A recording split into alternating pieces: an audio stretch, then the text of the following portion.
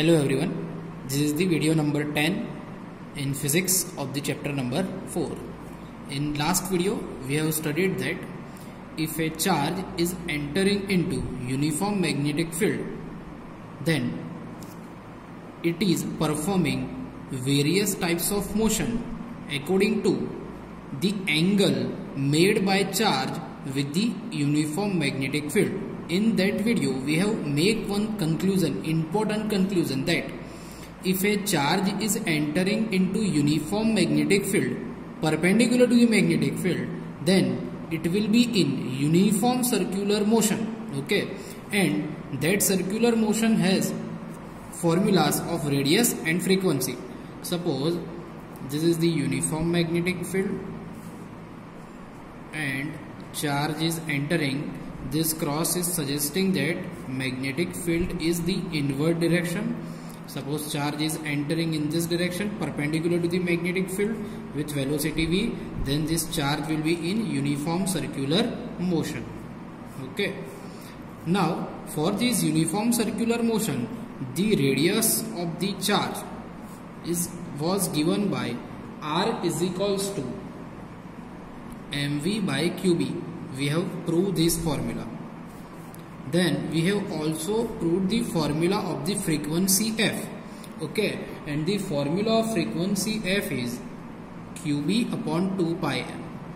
Here radius of the uniform circular motion of charge is depending on velocity, but frequency of charge is independent of the velocity. Okay, now from this information, today first we will calculate two numericals from the exercise. That is, first is 11 and then 12th. Okay, both are continuous numerical. 11. In one room there is uniform magnetic field of 6.5 Gauss. Okay, in first lecture I told you how to convert into Tesla from the Gauss. That is the 6.5 into 10 raised to minus 4 Tesla. 1 Gauss is equals to 10 raised to minus 4 Tesla. In this uniform magnetic field, one electron is entering perpendicular to it. Okay, with velocity of 4.8 into 10 raised to 6 meter per second, and we are given that electron is entering into uniform magnetic field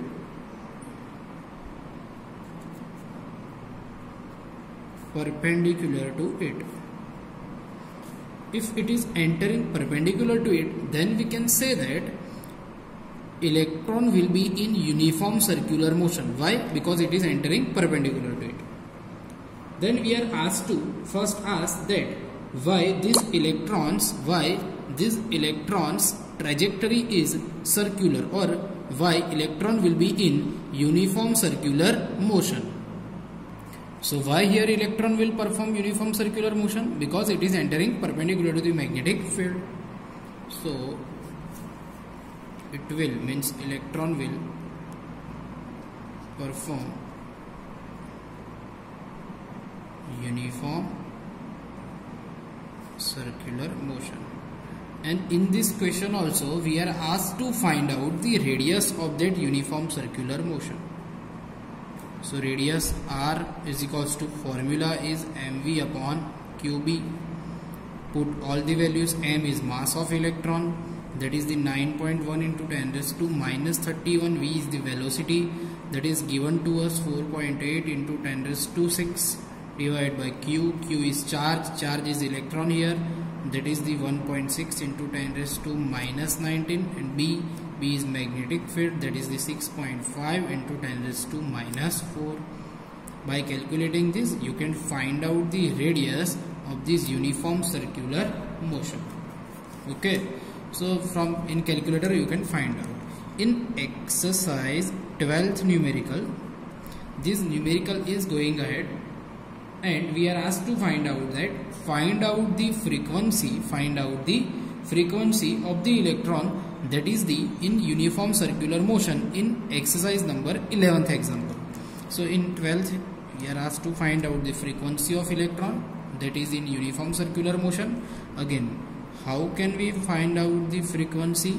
So to find out frequency, we will put the formula of the frequency. Okay, and formula is QB upon 2 pi m. Again, put all the values and you can find out the answer. F is equals to QB upon 2 pi m. Q is here charge and charge is electron, that is the 1.6 into 10 raised to minus 19 into B, that is the magnetic field, that is 6.5 into 10 raised to minus 4 upon 2 pi into m. M is mass of electron, that is the 9.1 into 10 raised to minus 31. So again, calculate in your calculator, you can find out the frequency, and this frequency will be in hertz. This is the linear frequency. If you are asked to find out the angular frequency, then how can you find out the angular frequency? See, in this numerical you can also find out angular frequency. To find out angular frequency, we will use the formula omega is equals to 2 pi f. Here omega is angular frequency.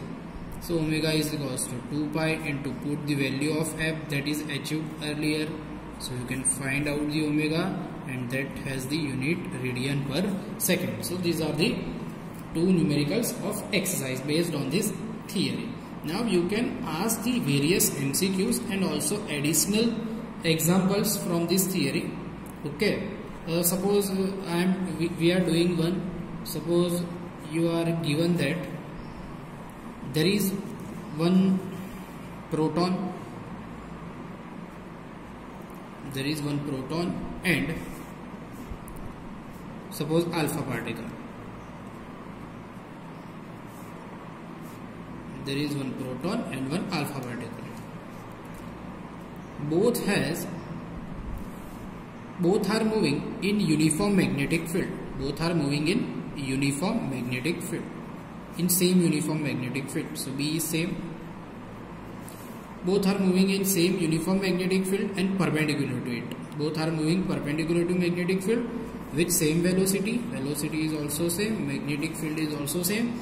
Okay, and magnetic field is uniform magnetic field. Then find out the ratio of the radius of the proton and alpha particle of the uniform circular motion. Okay, question is, there is one proton and one alpha particle, both are entering into same uniform magnetic field with same velocity. Okay, now they are entering perpendicularly, so they will be in uniform circular motion, and we are asked to find out the ratio of the radius of the proton and alpha particle. Okay, first radius of proton, R is equals to again mv upon qb. M is mass of proton, v is velocity, q is the charge of proton, eb. Then radius of alpha particle,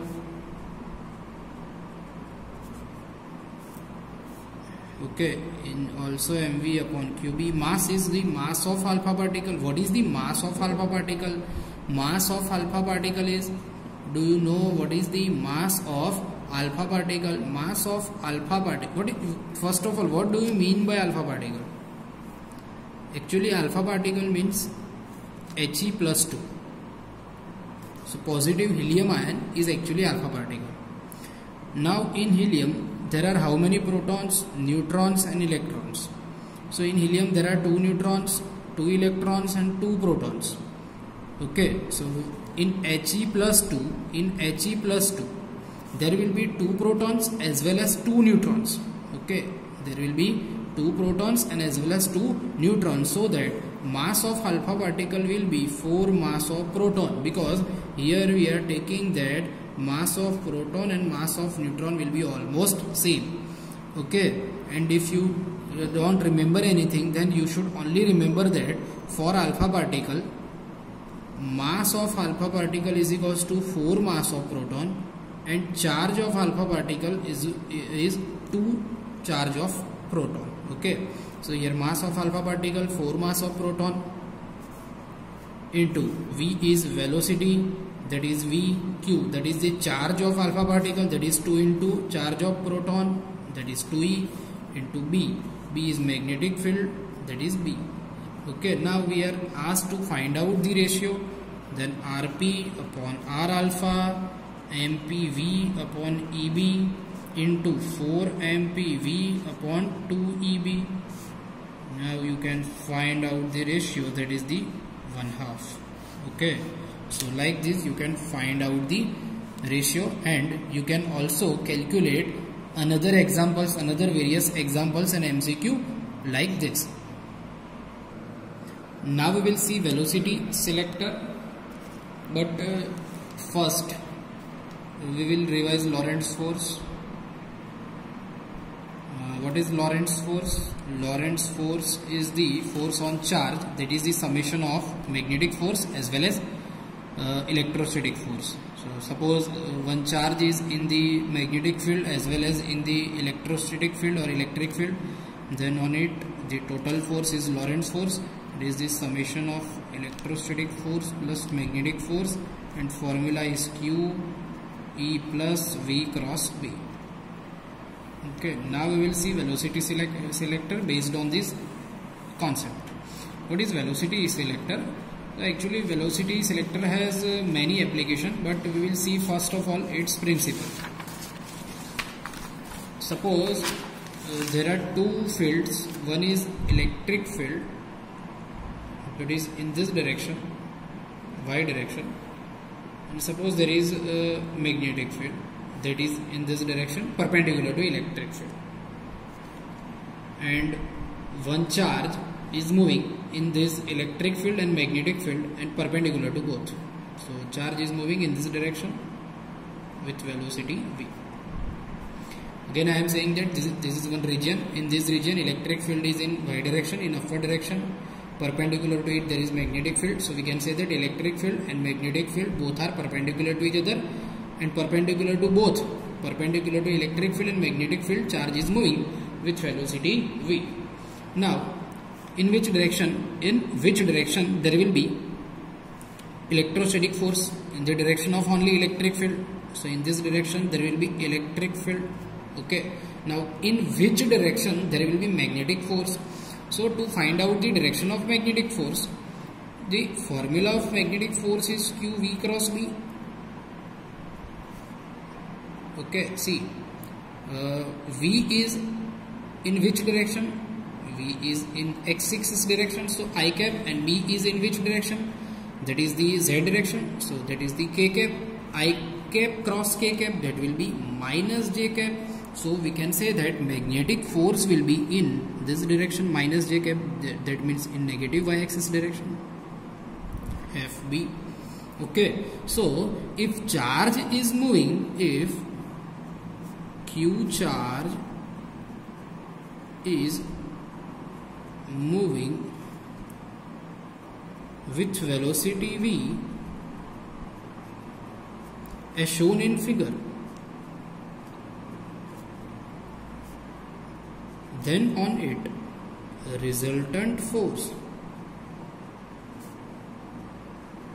F is, we can say that Fe minus Fb, or Fb minus Fe, because Fe and Fb are in opposite direction. Fe is Qe, Fb is Qvb. Okay, because V and B are perpendicular. So F is equals to Q E minus Vb. This is the resultant force on the charge. Now, if we are setting the values of E and B, we are setting the values of E and B such that the net force is 0. Okay, so set the values of E and B such that net force F is equals to 0. Then we can say that if F is equals to 0, then E minus Vb is equals to 0, then E is equals to Vb, then V is equals to E by B. Okay, this is the formula of the velocity of charge. This is the formula of the velocity of charge.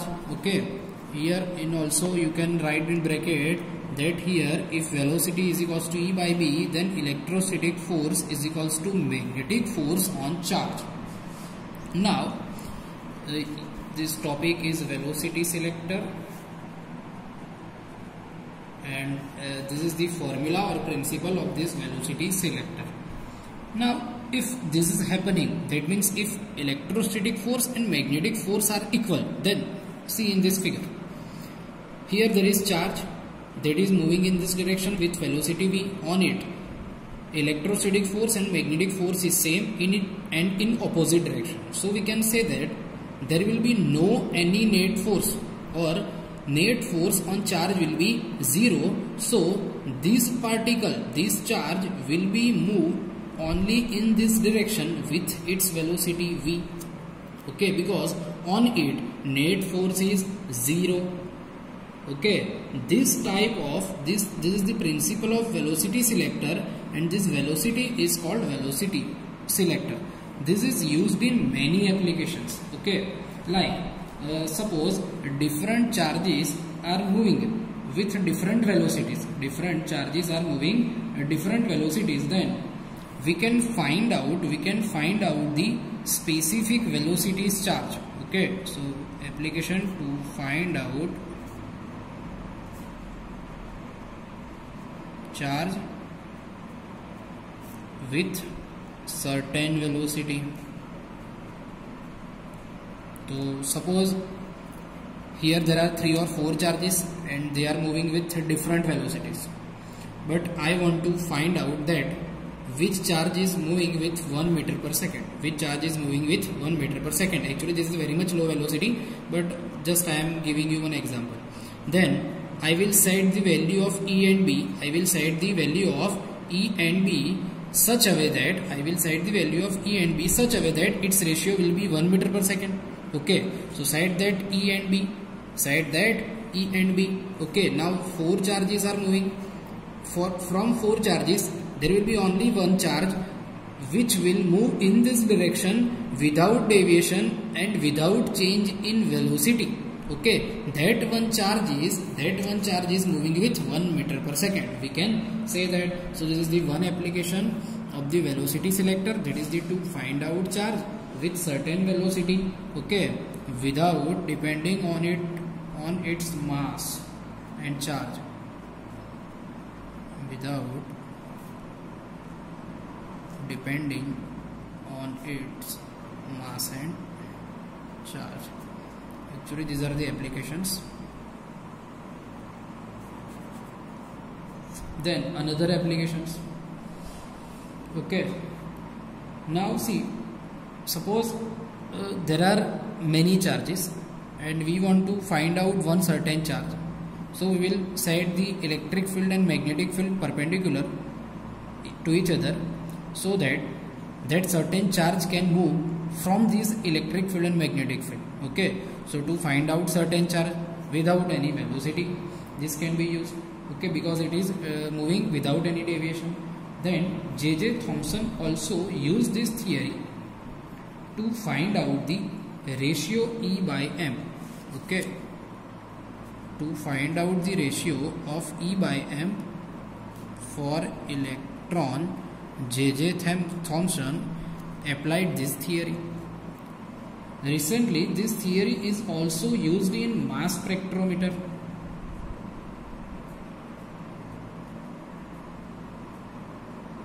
This theory is also using in mass spectrometer to differentiate the various charges according to their masses and velocity. Okay, so this is the velocity selector and its application. This theory can be asked when your paper is difficult. Okay, generally from this theory you can be asked 1 marks question or MCQs. Okay, total theory can't be asked, but if paper will be difficult, then this type of theories can be asked. Okay, thank you.